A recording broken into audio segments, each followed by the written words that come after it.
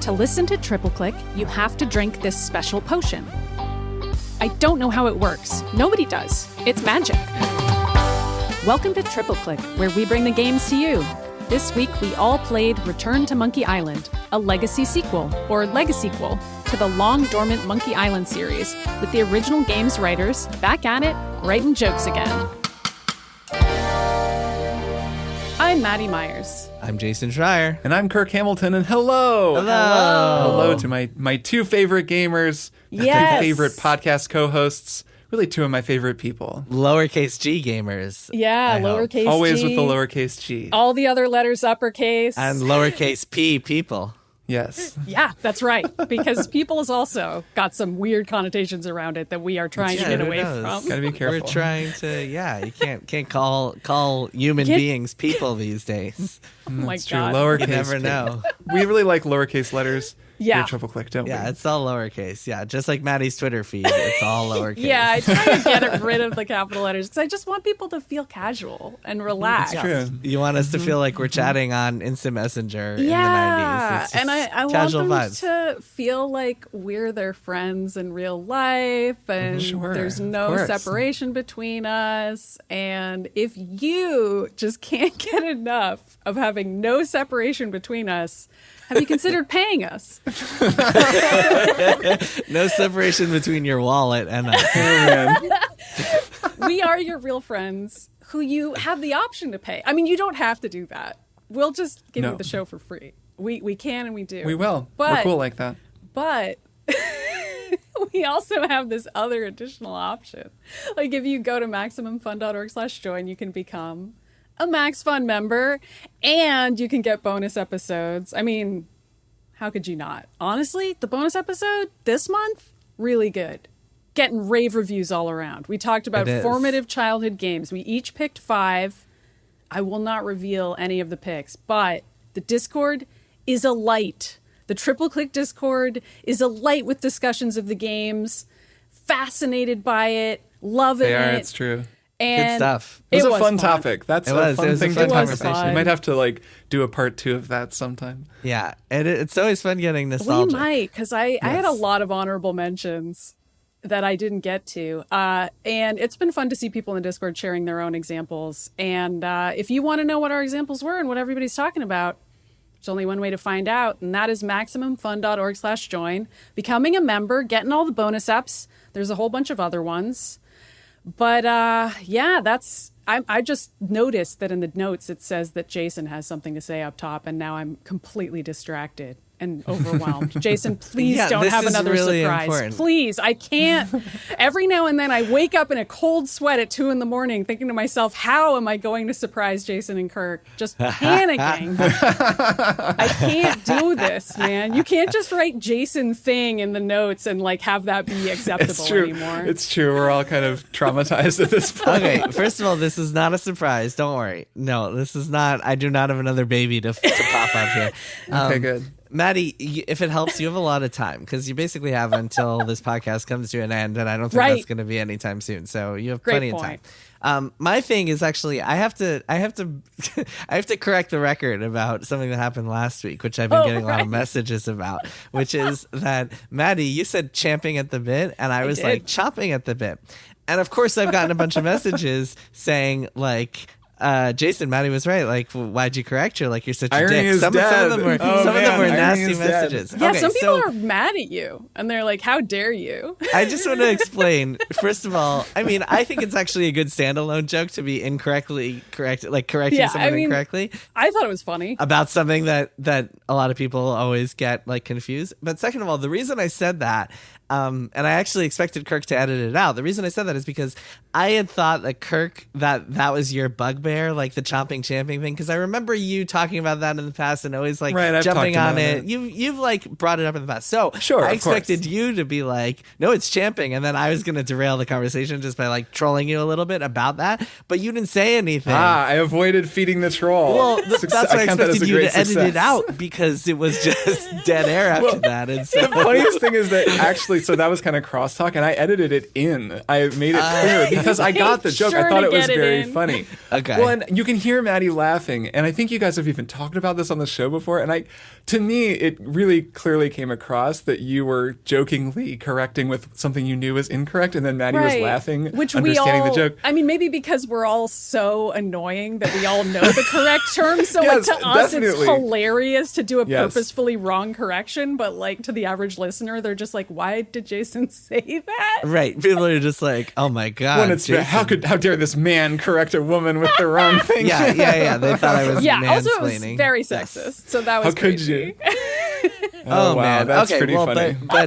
But yeah, just wanted to clear the air on the chomping thing, Yes. and I will never make an incorrect correction again, except Well, for I we're also all thought it well was a aware. Billions reference because there's a scene where Chuck Rhodes gives a speech and wants to say champing at the bit, but I think it's yes. Ira Oh, who yeah. tells him to say Yes, that's chomping right. Yes, I because always thought- I he's also supposed thought to about be that. like a man of the people in this speech he's giving. And so that's what I thought you were doing, Jason, was being like, no one's going to understand this champing reference. We got to be Right. podcasters of the people here and say chomping, which I mean, Making clearly a- this is such a multifaceted joke. I'm so glad we left it in, and I'm glad we're addressing it here today. okay. Well, there we go. That All right. The most important thing about this correction is that I guarantee you that some people out there have just learned that champing at the bit is what you actually say. It's And Oh, not correct. chomping. absolutely. Yes. Absolutely. Some people thought it was an honest correction, and those people are also valid. It's true. We validate you. I have a feeling it's like could care less versus couldn't care less, where like Yes. so many people misuse it that it's just become part of the lexicon. It's to become use kind it of incorrectly. standardized. Anyway, let's get on with the show.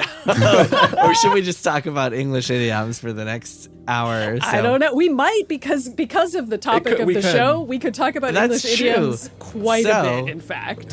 This week, Kirk, cue the music. We are talking about the ultimate pirate adventure, Return to Monkey Island.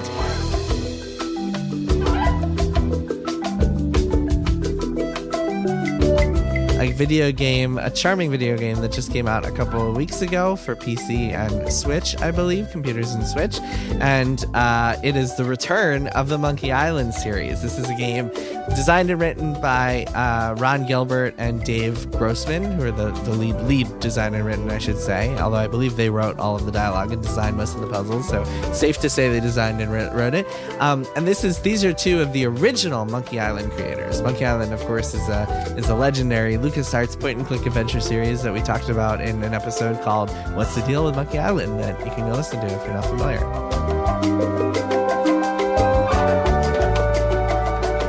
So today we're going to talk about Return to Monkey Island. We've all been playing it. It's a really cool game. I finished it. You two have both made significant amounts of progress. So why don't we start by talking about our overall impressions of the game? Kirk, do you want to start us off?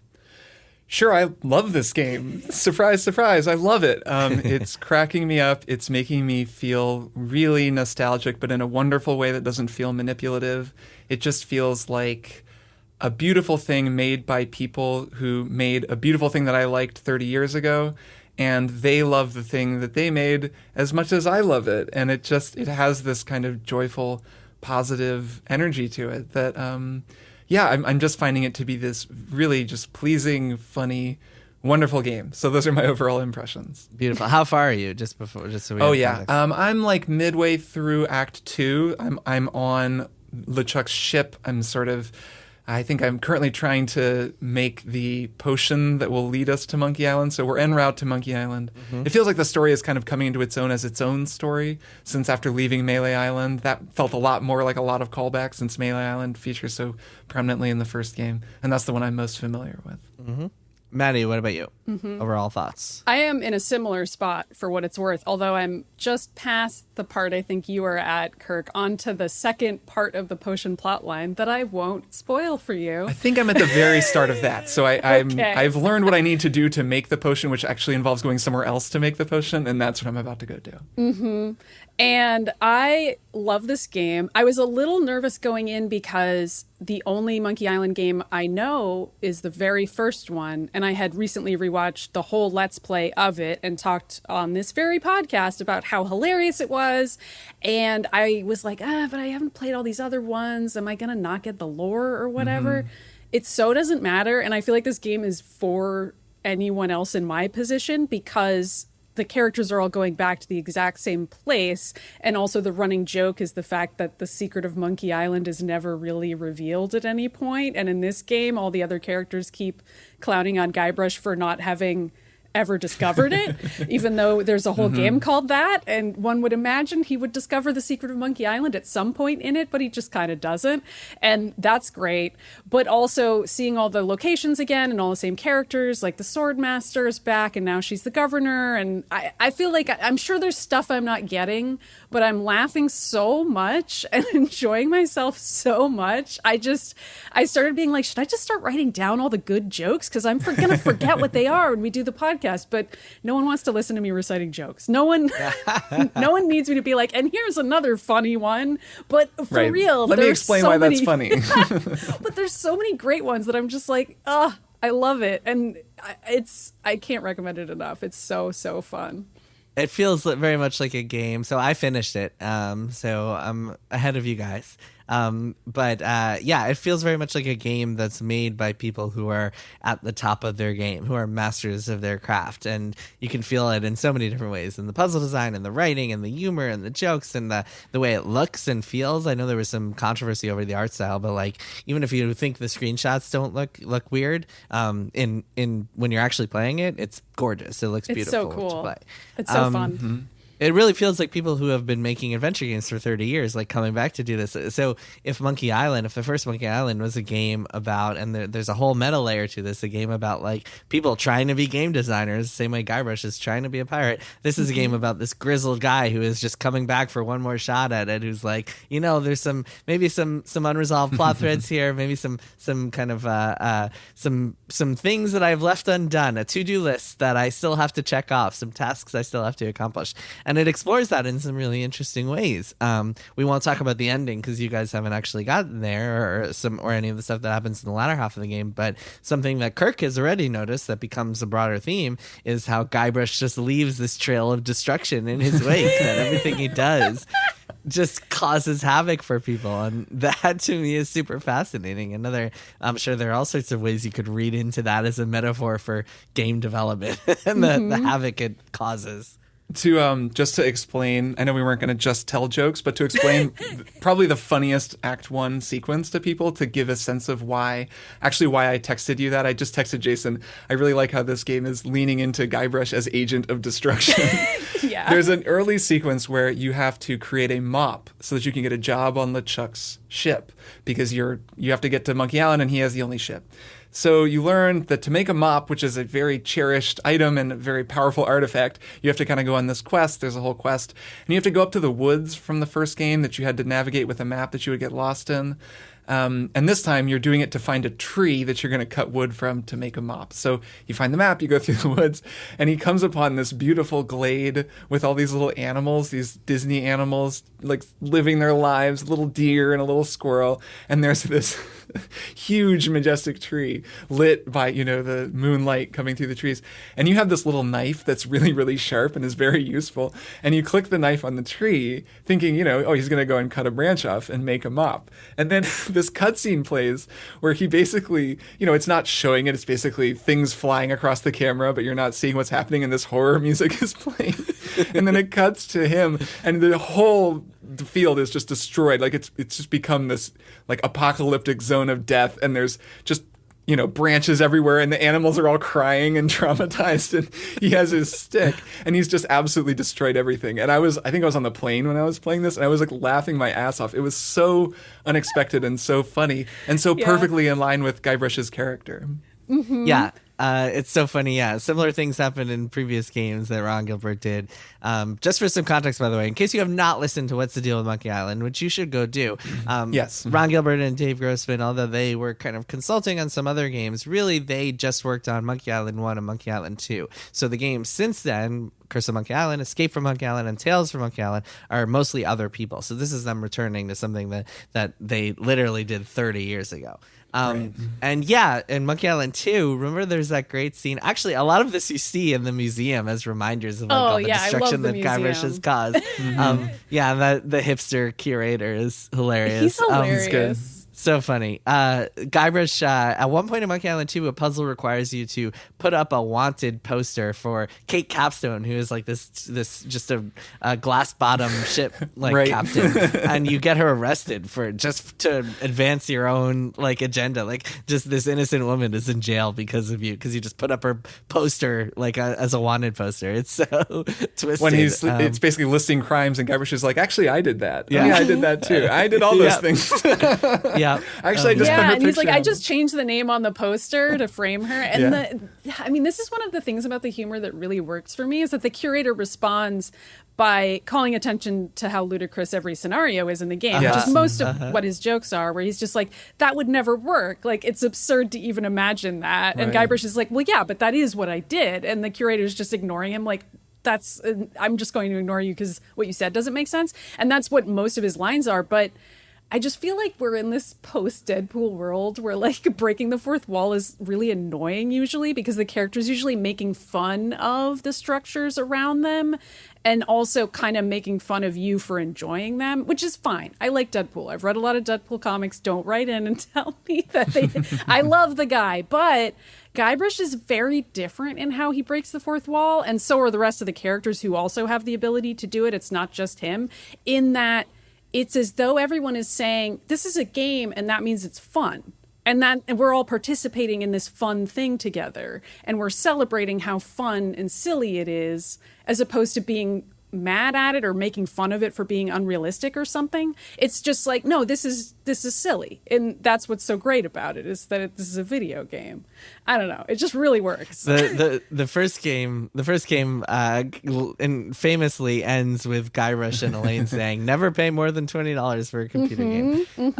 Lots of this series has always broken the fourth wall in a very charming way. I want to talk about adventure games in 2022, because there aren't a lot of adventure games these days. There are a lot of games Not this style of game. No, there are a lot of games that borrow mechanics and are called adventure games. Like you might see a walking simulator, which we've talked about quite a bit in the past, but there aren't, and there are obviously puzzle games that come out these days, but there aren't a lot of games where you have an inventory full of objects and you have to use objects on other objects within the world and like hunt for things that you pick up in the world and have conversation trees. There aren't many games, if any, that are styled this way. The last one, I believe, was Ron Gilbert's last game, Thimbleweed Park, at least that I remember. Other than, like, I should say, like, I'm talking about kind of things that are beyond, like, indie. Like, there are indie game developers, adventure game developers, like Dave Gilbert, not related, is an indie adventure game designer who's constantly making games like this, but none of them are quite as, like, I don't know, big budget or quite as widespread or widely known as Return to Monkey Island is. And one of the things, niche thing. Exactly. One of the things that I think it does that is really interesting is the way that it has a totally new interface for interacting with the world. In previous Monkey Island games, at least the first two, you would select from like a verb menu on the bottom of your screen, and you would say, look at this, push this, pick up this. And it give you a lot of different options of things you could, of like ways you could trigger dialogue potentially by like selecting the wrong things. In this game, there aren't as many options, but you get the trade-off for that is that you get an easier interface to interact with, and you don't have to like slam your head against the wall trying to decide if the game wants you to press push or pull or twist or whatever. So there's no verbs. Yeah, at what do you all. guys make it's just of it? clicking on stuff. You just click things. Yeah, it's a really simplified, like way more interesting interface, I think. I really dig it. I think it's also a lot friendlier to people who've never played a game like this before, which it also feels like the game is trying to welcome those people in. I mean, by having the museum present at all, it's already telling you the stories of a lot of these characters. And the scrapbook, if you haven't seen the it, there's a scrapbook. Yeah, and I mean, there's the hint book that you get at one point from the voodoo lady, quote unquote. And it all helps you. But I also just generally think the fact that you don't have to click on the verbs anymore is a nod to the way that times have changed, while still keeping in some options. Like you can use either left or right click sometimes for different options, and you still have dialogue options that result in further scenarios. But also you can't ever really get that stuck. Like you can't lock yourself out of completing a puzzle, which is just a huge relief to me every time I play something like this.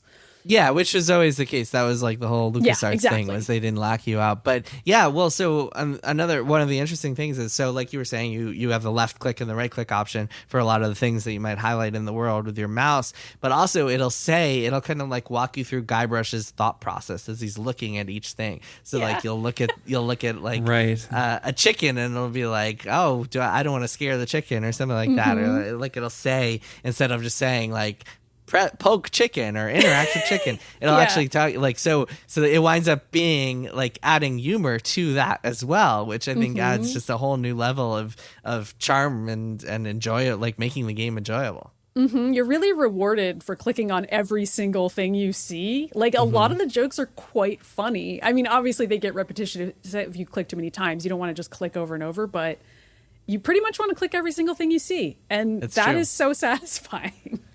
Yeah, it works. I mean, it gives you verbs sometimes. I think appreciate is a funny one, where you'll be carrying around like a clump of hair, and it will say appreciate the clump of hair.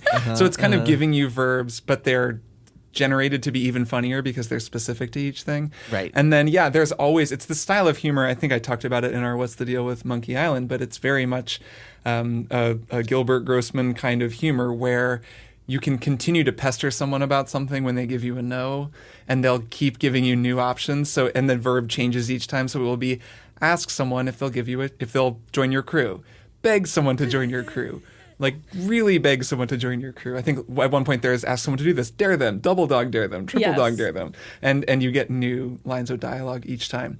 The interface definitely makes the game easier. I think that's a good thing. Personally, how do you two feel about it?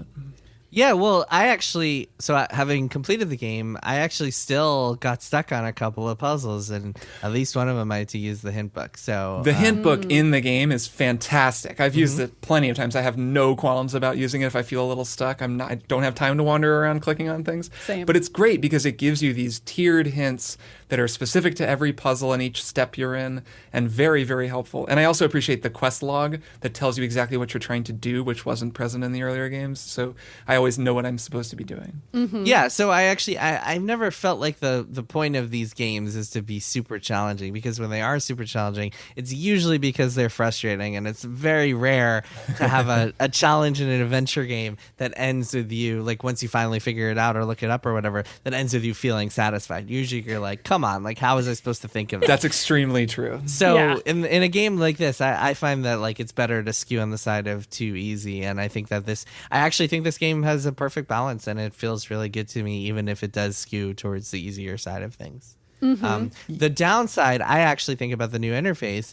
This actually isn't really related to the new interface, but it's just part of the way that this game works, is that you can no longer just like try every object on every other object, or try every object on everything in the world, which is something you could always do in the past. And sometimes you would just get a generic Guybrush response. You would just be like, oh, I can't do that or whatever. But other times there will be hilarious, like specific responses that doesn't quite happen as well. There's occasionally you'll get a wrong thing response because something seems like it should be doable, but it's not, and so you'll get a wrong thing response.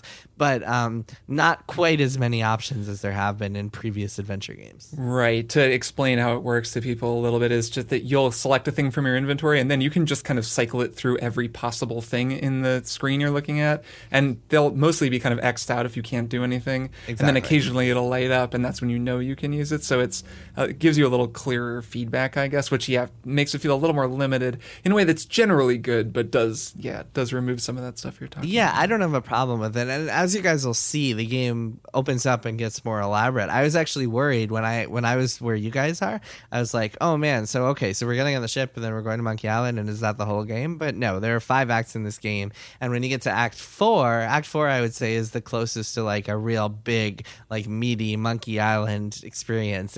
Act 4 is essentially like, if you guys remember, or Kirk, if you remember, Maddy, you wouldn't remember, but in Monkey Island 2, essentially you start the first act of the game is on one island, and then after that first act you gain the ability to sail between 3 different islands, and all of the puzzles and quests in your whole adventure requires you to be doing things in all 3 and like bringing things from one place to another, and so on and so on. that's what Act 4 of this game is like, and it really opens up the world, and there's a lot of cool stuff, and that act I really, really enjoyed. So you guys will find there's no shortage of like complexity and depth to this. It's not just like you're stuck in one place and you have to just use objects within that place. It goes deeper than that. Nice. Yeah, I really like this kind of puzzle design. I've been thinking about, as I play it, just the difference between this and most puzzle games that I play now, where it's just this fundamental difference between looking at a screen with a puzzle on it. I was listening back to our bonus episode when we were talking about and the and those style of games where there's just a puzzle. Spoilers. We just said earlier we wouldn't spoil them. That's true. Well, people can go become members if they want to hear that. Can you bleep out? You got to bleep out those. No, what? That makes no sense. Yeah, bleep them out. Okay, I will. Those are bleeped out, so members know what I'm talking about. But anyways, I'm talking about games with puzzles where you look at the puzzle and it's a single thing. So you're looking at just there's like a game board with weird pieces and there's holes missing from the game board and you have to figure out where to put the pieces and eventually you do and it unlocks something. Like The Room is a great example. And that kind of puzzle is really cool and it's just a puzzly puzzle. But this kind of puzzle is different, and I don't play that many games that do this specific thing where the puzzle is the world and you have to move through it, and there are different elements of the world that become key points in different puzzles. And it allows for storytelling in the puzzle in a way that works really well because what Guybrush is doing is going around, talking to people, having new conversations with them, finding objects that tell him things about the world, taking those back to other people, then those people talk about them. Like, it fits with the story really seamlessly. And I mean, this is the kind of thing they've been doing for 30 years. Like, this is what the first Monkey Island did. It's just playing it now and comparing it to other types of games. It's its own thing. It's a really distinct sort of frequency. And as it expands, I'm sure it gets even cooler. And I can imagine what you're describing, if you're sailing around and going to all these different places, that's a really cool thing and actually kind of unusual. It's something that the game does really well. In the Double Fine Adventure documentary series, which I've raved about many, many times, it's one of my favorite things ever. And I think everybody should go watch it ASAP. It's about the making of Broken Age, another point and click adventure, one that I liked a little bit less. I like the documentary series way more than the game. But Tim Schafer, the head of Double Fine and lead director of that game, designer of that game, talks about how a good adventure game puzzle is a story, and you can talk your way through, like, describing exactly what you did sounds like a hilarious and interesting story. So, yeah, that's right. I'd forgotten that, but that totally makes sense. And if you're describing something and it doesn't sound interesting or hilarious, then it's probably not a good puzzle in an adventure game. And so if you think about every puzzle you've done, like the mop tree, for example, I needed a mop, so I went to go get a stick from the legendary mop tree, which I then chopped down. Or even something a little simpler, like, oh, well, my buddy Stan was in jail, my buddy Otis was in jail, and I wanted to get him out, so I had to go to the key store, but she needed a serial number, which is inside the key, so I had to steal a monocle from Wally and use that to get. See the serial number to get the. Yep. When you talk through the exact, like, the order of operations, it always sounds like a fun story, and that's the key to a really great adventure game puzzle, which I think is really insightful from Tim Schafer. And if you compare that to, a chessboard puzzle, the story there is just, well, there was this sliding tile thing, and I looked at it for a long time, and then I figured out, it's supposed to be a picture of a horse. So I kind of rearranged it. It was hard. And then I almost got it, but I was stuck, and then I figured it out, and then it worked, and a door opened. Like, that's, I did a bunch of Sudoku. I stared at some numbers, and then figured out which numbers worked. Yeah, so much of it is also just an opportunity to tell jokes, too. Like, in a way, this feels like watching a TV show or a cartoon or something, but it's not super plot heavy. It's mostly just joke heavy. Like, yeah, there is a story that is very slowly unfolding before you, but it's also, like, depending on how quickly you solve each puzzle, you get more jokes, so you're almost rewarded for failing in a way that I really enjoy. Like, if anything, I feel like try all the options, fail, keep talking to people until you've exhausted everything is a part of the game that is the most fun, because actually getting to the end of the puzzle normally would be the reward. Like, normally you want to complete the horse tile and see the horse so you can just get to the next room and actually keep playing the game. But in this game, that's not really the game, as it were. Like, defeating each puzzle is not the game, at least not in my view. The game is hearing every voice line and giggling to myself because they're so good. The journey. The journey. We should say the framing of this is that Guybrush is telling this story to his son. Yes. And you're really playing as his son at the beginning, and then you're being told this story. Well, hold on. Let's back up even further. So that framing is based on the ending of Monkey Island 2. So Monkey Island 2 ends with this crazy like cliffhanger of sorts where after chasing down LeChuck, you through these tunnels of like trying to figure out what Big Whoop is. Big Whoop is the name of the treasure that you're chasing in that game. You wind up in this amusement park, and suddenly LeChuck and Guybrush are children, and they're brothers. And they're like their parents come and bring them away, and are like, "Come on, guys!" And then it cuts to Elaine, and she's like, "I hope Guybrush isn't under some horrible magical curse." But then we get to this, and they're doing something totally different. Opening. It's all a fake out. So first of all, it turns out that the parents that they kind of changed the canon there, because at the end of Monkey Island 2, it's your actual parents. Here it's like, we're pretending that they are parents. Second of all, it's not a magical thing like Elaine had said at the end of Monkey Island 2. Instead, it's like these are their Guybrush's kids like running around an amusement park. So and he named that's one the of them framing. LeChuck/Chucky. Yeah. Because why not? Chucky, yeah. So that framing sort of, it's integral to this kind of story. And I think that this is a really interesting example of this kind of sequel, the legasequel that we're seeing more of, because those kinds of sequels, a sequel that has basically been created way, way after the most recent one, and they're bringing people back and they're a lot older, and it's in some way going to be concerned with the legacy of this beloved, long-lasting series. And in this case, it's Monkey Island, and it's coming out way, way after the most recent one, at least, that these developers made. And it's, you know, like we've mentioned, Guybrush is older now. He comes to this island, and he's kind of, you know, he's a has-been. Like, his era on Melee Island just in the first act is, like, completely over, and there's all this new stuff that's happened. There are these new young pirates who are in charge, and they're really, really impressive. I think that joke is just a very funny one, where he's talking to the new pirate lords, and they're like listing their accomplishments, and they're just wildly impressive in that way that even as someone in my early 40s, I can sometimes learn about some 33-year-old who's like, "Oh yeah, no big deal. I did this and this and this and this." And I'm like, "Wow, you did a lot more than I've done in my whole life." And I think that is just a relatable and funny feeling. And there's a lot of kind of jokes like that. And I think this game is doing a good job of commenting on its legacy and also celebrating it.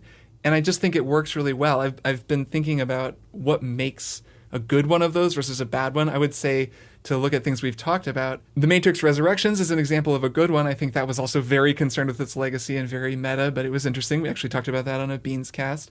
I think God of War 2018 is another good legasequel, where it's really earnestly engaging with who Kratos is and what it means, especially as that game gets going and farther into it. It really, you know, it goes after it in a way that I thought was really cool. I recently tried to watch Ghostbusters Afterlife, which is the opposite to me. Like, that's one where they misunderstand the core of what made the original movie good. And it's just like, weren't proton packs cool? Yeah, they were. Well, what if some kids had them? Yeah, the proton pack is so cool. And it's not about like the Ghostbusters and the characters, really. So anyways, it's easy to go wrong with this kind of thing. And it's really nice that this game really understands what made the original ones good and is having this sort of conversation with it and looking back on it and celebrating in a way. Like, I find that really like rich and satisfying. Mm-hmm. Man, yeah, it's. I'm excited for you guys to finish it so we can talk about the ending, because you will not be shocked to hear that it explores some of those themes. But there it really seems like it's going there. Maddy, to your point, I think that yes, even though the real appeal of this is seeing every line and just like exploring everything, every ounce of humor you can get out of this thing, there is a story, and there is. I think it's an interesting one. This idea of like, well, we never revealed the secret of Monkey Island, so let's go figure figure out what that is. Hey, is Guybrush is on this chase for the secret of Monkey Island. And I think it's really interesting in a lot of ways. I mean, the whole Trail of Destruction thing is like, it's very much about a guy who is like just fixated on this pursuit for no real reason. I mean, he could have a happy life. He has a wife who is like doing cool shit. Like she's often, you guys will see more of her a little bit later, but she's her, you picked She's up on that. She's like trying to solve anti-scurvy She's working on a scurvy initiative. Yeah, she's working on a scurvy initiative. And shit, which is like, a fun contrast to Guybrush, like on his selfish quest to like beat Guybrush, Right. to beat LeChuck to finding the secret of Monkey Island. But it's like very much about this guy who's like fixated on something and is not really a good person. It's really just causing a lot of havoc. And we tend to like rationalize his actions just because we're controlling him and it's funny and we're trying to solve puzzles and stuff. But like within the fiction of the game and the story of the game, it's actually like, whoa, we're playing this like destructive, like abusive guy on his quest to like do something super selfish and for no reason. This is such a video game legasequel thing, right? Max Payne 3 is totally about this. That game is about Max Payne as this guy who just kills tons of people and blows stuff up, and it really questions whether that's a good thing. God of War is totally about that. I feel like even Uncharted 4 is kind of about that. Like, it's almost an inevitable thing in these games that at some point, if the series is going to turn its attention back to itself, it has to look at what the protagonist is doing, and video game protagonists are just almost all agents of death and destruction, so It's you're going to true. wind up sort of critiquing the protagonist and looking at what he's doing, and it does seem like that's happening here. It's just that it's very funny and doesn't feel frustrating in the way that some of those other games sometimes can in this case, maybe just because of the type of game that it is. Well, because Yeah. it's hilarious the whole time. That's why. Yeah. That's why I think that's one of the main reasons why, at least. Yeah, it's more like an Untitled Goose Game scenario where it's like, yeah, you are an agent of chaos, but also that's part of what's so hilarious about what's occurring. Like, I mean, Guybrush just randomly breaking people out of jail, but then also he doesn't ever find out why they were there in the first place, and that doesn't affect whether or not he's going to help them. Like, it's just, he's just kind of treating the world as his own personal playground and being like, well, what would happen if I did this next? And that's, I don't know, it reminds me of how I felt when I was playing Goose Game, where it's like a lot of solving puzzles in that game is not really thinking about yourself in the real world or as a person, and instead just being like, well, what happens if I click this or go here? That would be annoying, but it might also be very funny. It's very light on its feet, and it has, I mean, it's tonally probably the opposite of Max Payne 3. I can't think of it. I know, it's more like tonally very different. funny to imagine like a God of War level like narrative about Guybrush being Right. like, am I a bad father? Like, if that's how this game ends, Health I'm gonna music is like lose my pumping in the mind. background, and it's a monologue. It's I do want to say, speaking of actually Max Payne 3 has great music. We talked about the art of this game, and I do think the music is a huge part of it. They brought back Michael Land, Peter McConnell, and Clint Bajakian. I think I'm saying his last name right. Those are three composers from the original game. And man, the music is perfect. I mean, it's not just each individual composition, though those are great. That opening track, which of course I love and have like covered on my own and know very well. When it plays over the opening title screen, I was just, of course, on cloud nine. But what they're doing is they've perfectly captured that LucasArts iMuse thing, which was very revolutionary, especially in Monkey Island 2, where you go to a new location and the music seamlessly switches, and it's the same music, but the instrumentation changes, and, you know, it goes to a different energy. So it's in Woodtick in Monkey Island 2 is this famous, apparently very difficult to implement thing where each store that you go into has like a different instrument, a different sort of featured instrument on the theme. They're just capturing that feeling where you zoom out to the island and then you go to a new location and it zooms in and the music just seamlessly changes. And it's musical, I guess. So there is an actual thing happening there in terms of the, like aesthetically what's going on, but it almost feels bigger than that. It feels kind of abstract. Like there's just a vibe. It just kind of gives the game this vibe that keeps it, again, really, really just buoyant and light, and helps all of the chaos and madness that's happening just feel like, yeah, well, whatever, though. Like, this is all just floating along on a little cloud. It's really incredible. I wanted to talk about something involving the legasequel concept, because I think this game is unique in that the creators of this game not only are like looking back and reckoning with what they made, they're also looking back at a couple of games that they didn't make and didn't have very much to do with at all, which is kind of an interesting position to be in as the creator of something, because oftentimes we hear these heartbreaking stories about like creators of things losing what they created. But in this case, I mean, other than like Escape from Monkey Island is kind of a weak link, but it's mostly good stuff. The series in general, like the games that were made without Ron and Dave, are mostly good. There's no like people just like money people like milking the series for all it's worth or anything like that. It's a lot of just like earnest attempts to do cool Monkey Island stuff. And so I think it's pretty cool that Ron Gilbert and Dave Grossman decided, rather than ignoring that stuff, they've kind of taken what they like about it and implemented a lot about what they like about it. For example, Murray, who is this hilarious like talking skull character, was conceived for Monkey Island 3, like after Ron and Dave had left LucasArts. And then also, if you look in the scrapbook, if you look at all of Monkey Island, like the old adventures that Guybrush went on, it includes all of them: Escape, Curse, Escape, and Tales. So I think it's actually pretty cool, even though Ron Gilbert has like kind of grumpily and infamously said in the past that if he ever makes another Monkey Island game, it will be his Monkey Island 3. It will ignore all the other stuff. It'll be called Monkey Island 3 or whatever. I think it's pretty cool that it's cool that he changed, and I think it actually speaks to just the way we all change and mature, that like this is a game that addresses that stuff and takes what works and is pretty cool with that legacy, rather than just like pretending it didn't happen. Yeah, and also all the voice actors are back, and they're not from the original games, and they're so awesome. Like, it's really cool to hear all of them doing their characters again. I don't know. I'm obsessed with every single voice actor, like especially the Guybrush one.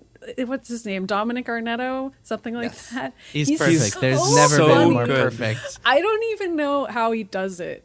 There's just something about his sprightly deadpan, which are two words I can't believe I'm saying next to each other. It's true, though. But it's how he delivers every line, and there's no other main character quite like him, in part because of that voice and the cadence of it, where you're just like, what you're doing is a huge mistake that's going to mess things up for you and everyone around you, but you sound so thrilled to try it, so I guess let's go. And it's his voice. Feels good to be back on Melee Island, the hub of pirating in the Caribbean, where every good expedition begins. I'll see some old pals and get things rolling. Or sailing in this case. Hi, I'm Guybrush Threepwood. Remember me? Haven't seen you in a while, Threepwood. What have you been up to? Oh, you know, freebooting mostly, swashing buckles and so on. But now I'm getting an expedition together to find the secret of Monkey Island. Oh, you're sailing with LeChuck. What? LeChuck's here in Melee? God, it's his vocal placement. It's like the way that it's where he puts his voice and the way that he makes it. It's so perfect for this exact character, and it really it ties the whole thing together. I agree. He's incredibly good. Everybody is good, but he is like amazing. He can also make me laugh at just times when Guybrush is talking to himself. Like, there's this moment where he's like looking at the fire and he's like, "This is pretty cool, but it's gonna get boring for you after a while," or whatever. And I'm just like, I don't know why this is so funny, but it is. Right. It's just this guy. He's good at delivering a line. He really is. Maddie, you've got to play Curse of Monkey Island. I do. He's fantastic in that too. All right, cool. Well, Return to Monkey Island. I'm very glad that you guys like it as much as I do, because I also love this game, and I'm so glad it exists. And it's just, man, it's just a little treasure. Just a little treasure. I'm just so glad it exists. A good game. And I hope Ron and Dave and that whole crew of talented people, because it's a group of people. I think it's like 20, 25 people. They're also super talented in so it's not just Ron and Dave. But I hope they make more, because it's great, and the ending certainly leaves room that they might keep exploring the series, and it's hard to imagine a world without Monkey Island in it. And I hope they're proud of it. Like, I hope that the experience of that kind of weird backlash, that momentary backlash, didn't sour this, just because I know that really bummed Ron out. I don't think it's it. I think they're proud of it. I They have a should be. feeling They they're should proud be. of it. It's really special cool. and good. And the ending, well, you'll see. But after the ending, there's like a What little... happens in this ending? I can't. After the game ends, there's like a little special Easter egg that they put in the game. in the scrapbook. Like you look through the scrapbook and you'll find something that is like something that was written by Ron Gilbert, and it's really cool. And It's a and makes you post-credit realize, sequence. Nick Fury's Right. there. Yeah. Yes, Nick Fury shows up. But no, it's really cool, and it makes you realize, like, wow, these guys are like Just proud says of. "fuck the haters" in 15 points. Yeah, and big neon letters. Yeah. Okay, cool. Let's take a break, and we will be back with one more thing. Hello, dreamers. This is Evelyn Denton, CEO of the only world-class, fully immersive theme resort, Steeplechase. You know, I've been seeing more and more reports on the blogs that our beloved park simply isn't safe anymore. Murder them? I'm gonna wreck it. They say they got mugged by brigands in the fantasy kingdom of ephemera, or hijacked by space pirates in infinitum. I mean, I could have a knife. My papa said that I needed to do a crime. Friends, I'm here to reassure you that it's all part of the show. These criminals were really just overzealous staff trying to make things a little more magical for our guests. We're just as safe as we've always been. This isn't a county fair, dreamers. This is Steeplechase. The Adventure Zone. Every Thursday at MaximumFun.org. Since the dawn of time, man has dreamed of bringing life back from the dead. From Orpheus and Eurydice to Frankenstein's monster, resurrection has long been merely the stuff of myth, fiction, and fairy tale. Until now. Actually, we still can't bring people back from the dead. That would be crazy, but the Dead Pilot Society podcast has found a way to resurrect great dead comedy pilots from Hollywood's finest writers. Every month, Dead Pilot Society brings you a reading of a comedy pilot that was sold and developed but never produced, performed by the funniest actors from film and television. How does Dead Pilot Society achieve this miracle? The answer can only be found at MaximumFun.org. And we are back. Let's do one more thing. Maddy, start us off.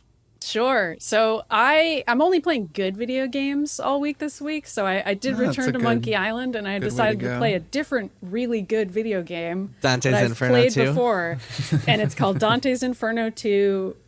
2 Inferno, 2 iced over. I don't know. There is an ice level in Dante's Inferno. I think I talked about that when I talked about Dante's Inferno, but it's crazy that there's an ice level. And there's an ice level in the original poem. But I played a different game. Stay on target. Which is called Bayonetta from 2009, which is roughly 1 trillion years ago in video game years. Yeah, and the wow. world was not ready for Bayonetta when it came out. People were so freaked out. People didn't know what to do. And honestly, they didn't know what to do, I think, until Leah Alexander wrote a blog post on her old blog, Sexy Video Game Land, where she was like, this is just a game about a cool dominatrix lady, and it's kind of fun to pretend to be a dominatrix in a video game. And then everybody was like, oh, wait, is it? Is that cool? Should we just do that? And now it's 2022 and we live in a world where everybody says, step on me, mommy, in response to like every time Widowmaker has a new skin, or like, you know, anytime any character's doing anything, like Lady Dimitrescu. Like, come on, this is like a entire world of big lady powerful video game mommies that are stepping on you, the player. And like Bayonetta did it first. Bayonetta also, quite frankly, did it best. And replaying this game, I was like, is this going to hold up? Like, have I been telling myself all this time that game was really cool and like I'm going to replay it and I'm going to be disappointed?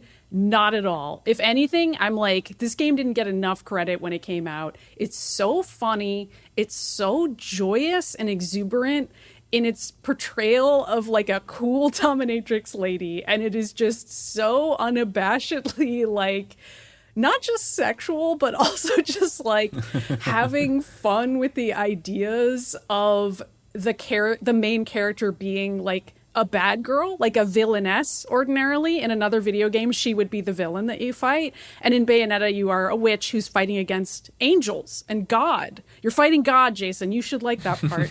And like all the like a angels. Japanese game. You're basically fighting the Catholic Church in this game because you're like a cool lady who's like, I think sex is fun and cool, and I'm going to fight the Catholic Church. Like, that's like essentially what you're doing, and it freaking rules. And I just truly feel like people weren't ready for it. I mainly replayed it because I want to replay Bayonetta 2 next week because I'm prepping for Bayonetta 3 because I'm so pumped. But also, I'm a little worried about Bayonetta 3 because I'm like, it's been like 10 years since Bayonetta 2 came out. I don't know if people even know what happened in the first 2 games or if the third game is even going to try to explain it, because it's actually like a fairly complicated like sort of pseudo-religious mysticism plot lines with like time Yeah. travel and stuff. And like, you don't have to know what's going on, but it's kind of fun to know what's going on. But I think most people probably won't. But also I feel like this is the time. Like this is Bayonetta's time. She should be a reigning champion returning to gamers and saying, finally, it's okay to say step on me, mommy. And she should be like, damn straight. And I will punish all of you.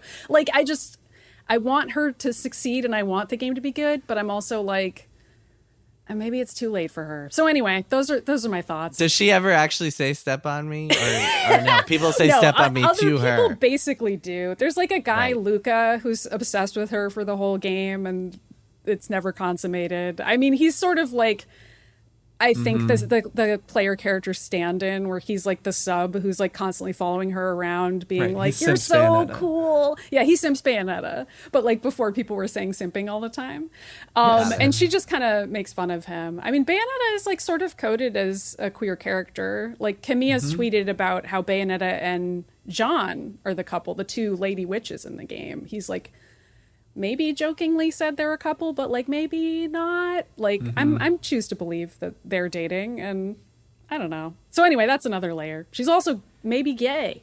I don't know. These games are awesome. I think people should play them. So they should call it Bayonetta 3. Yeah. That'd show the world. Yeah, that'd show them. Nintendo would love that. Cut to next week when I have to apologize for making that comment, just like the No, choking you and the big don't. thing. Everyone supports it. It's perfect. Kirk, you're up. Kirk, what's your one more thing? Man, now I want to talk about Bayonetta.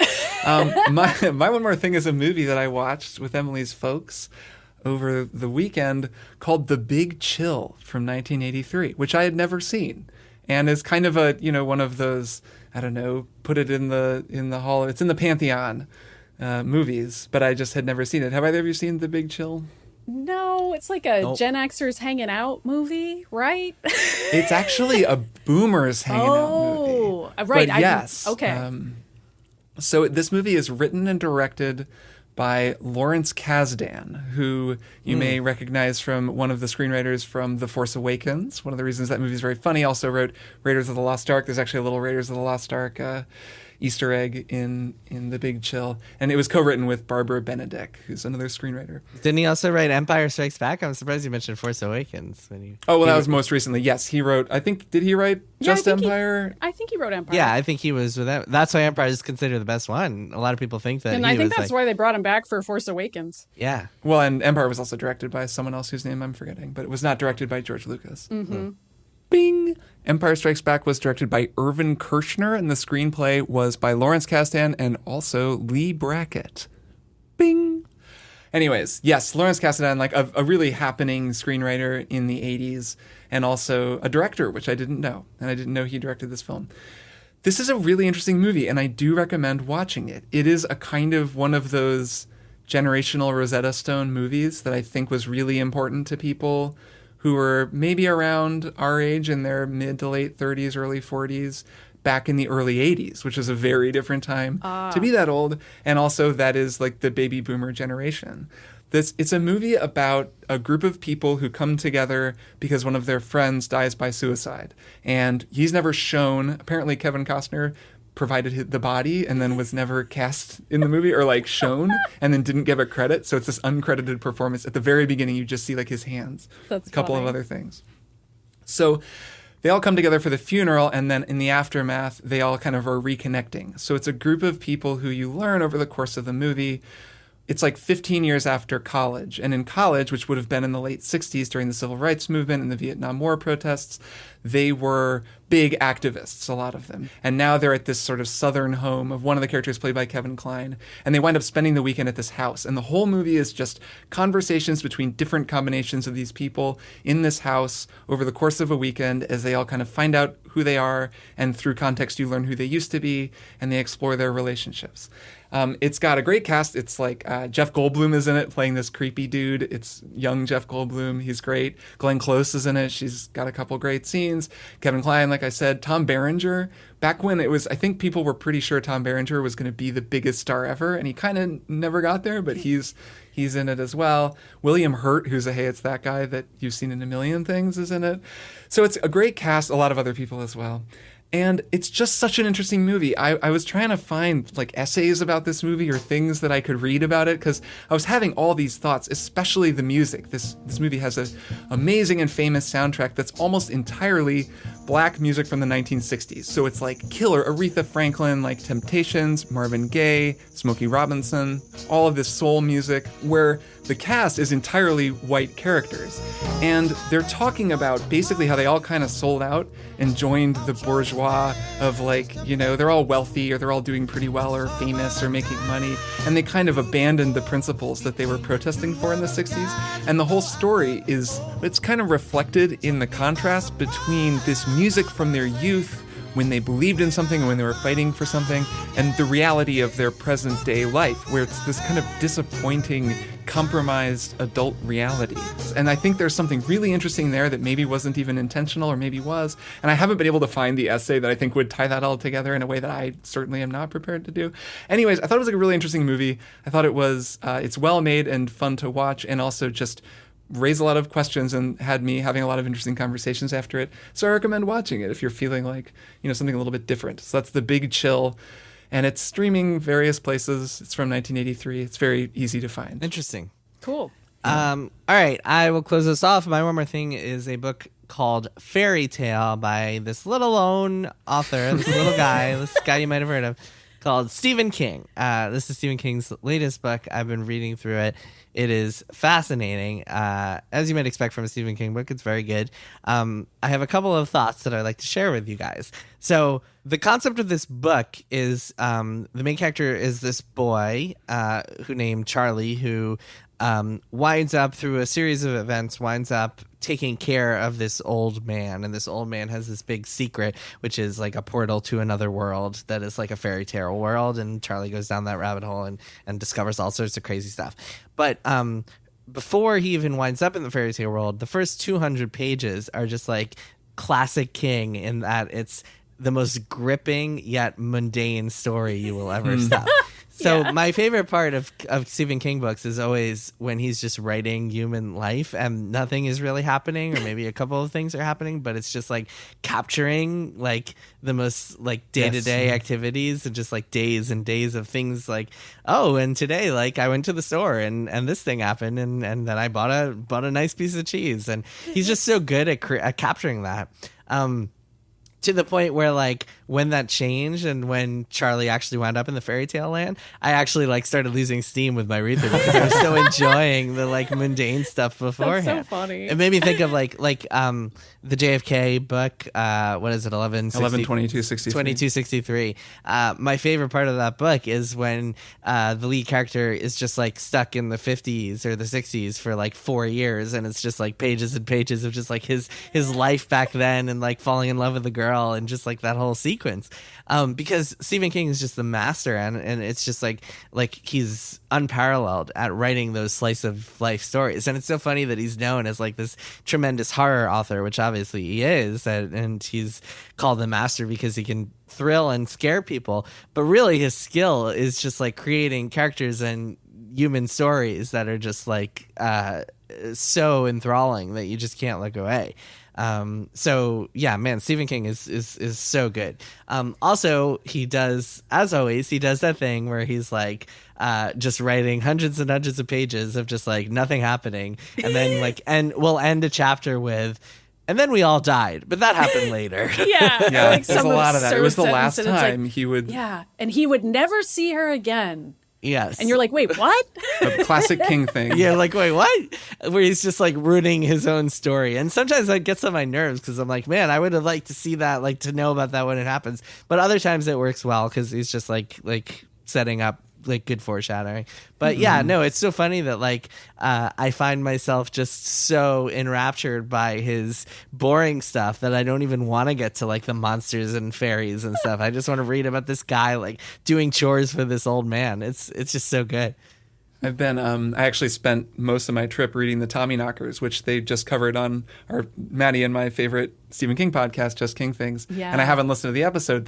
It's that making, book is, I'm like halfway through the episode and I'm like, should I stop listening to this and read the Tommyknockers? the book is cool, and it's doing that thing that he does that's similar, where he builds out a whole town, which he also did in Salem's Lot, which I recently read, Needful Things, Under the Dome. He's done it many times. It, of course, and where he just zooms out and shows a lot of people. Tommyknockers is a good book. I'm digging it as well. That's what I hear. I hear it's similar. A good book. The mundanity, the day-to-day life. It's also what's great about Cujo is it's just this story about people. Really, I mean, there is a rabid dog, and it gets scary, but most of the story is just like these two families and stuff that happens to them in their lives. And he can be so gripping about that kind of stuff that it really gets exciting when the shit hits the fan. Yeah, fairy tale. It's so I'm only like probably a third of the way through, just because I kind of lost steam when that stuff stopped, when it started becoming more of a fairy tale.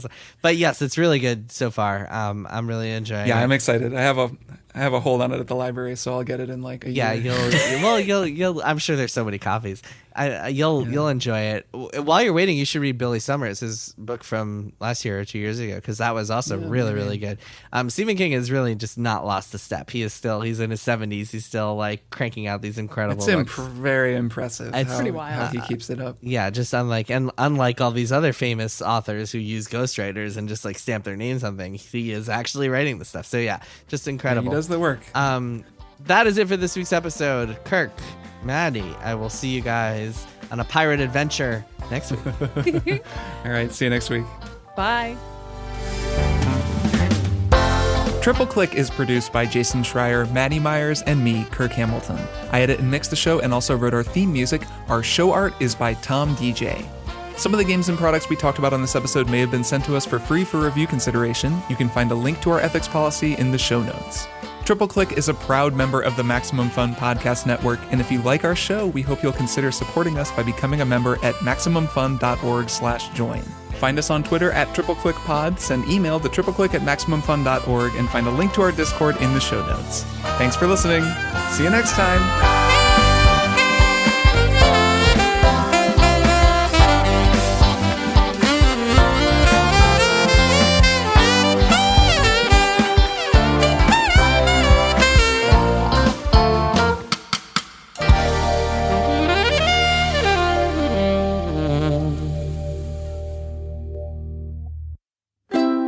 MaximumFun.org.